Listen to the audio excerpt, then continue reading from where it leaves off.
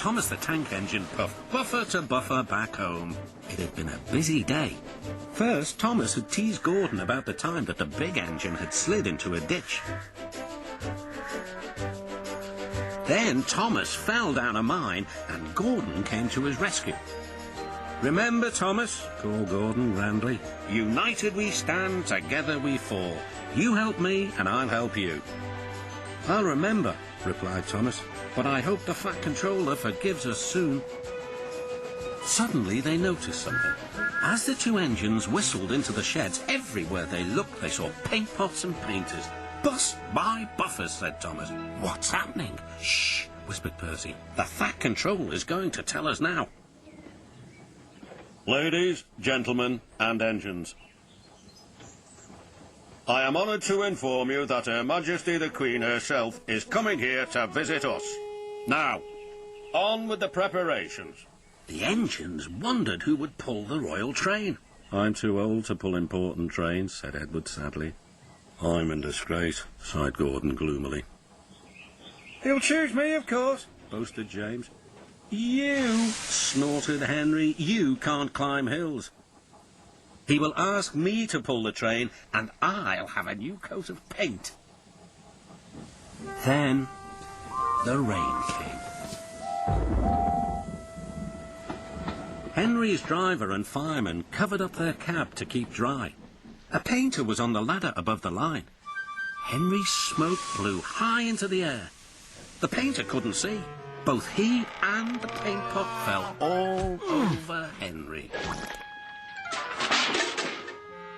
Poor Henry. "Well, you're not a pretty picture," sneered the painter. The Fat Controller spoke next.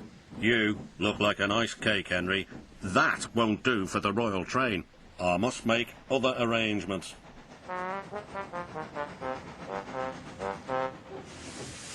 Gordon and Thomas were waiting for him. "Please, sir." "One at a time," replied the Fat Controller.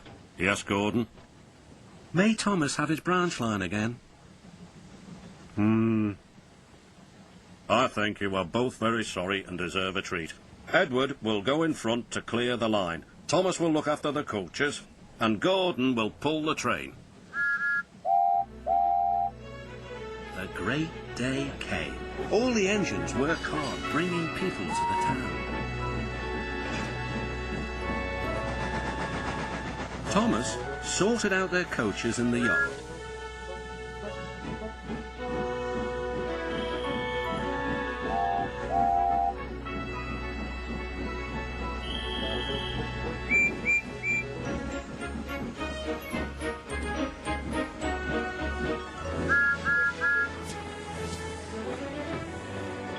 Edward steamed in.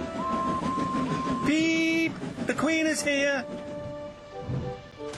Then Gordon whistled as he approached the station. Everyone knew that sound.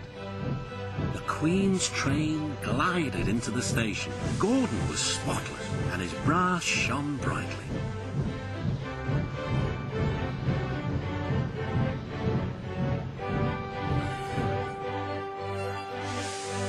The Fat Controller stood to attention. "Welcome, Mum." The Queen thanked him for a splendid run and asked to see all the engines. "Beep, beep," whistled Toby and Percy. "Shh," hissed Henry and James. But Toby and Percy didn't care. "3 cheers for the Queen!" "Beep, beep," whistled the engines. When it was time to leave, the Queen spoke specially to Thomas, who fetched her coaches. Then to Edward, and finally to Gordon, who took her away. No engines ever felt prouder than those on the Fat Controller's railway.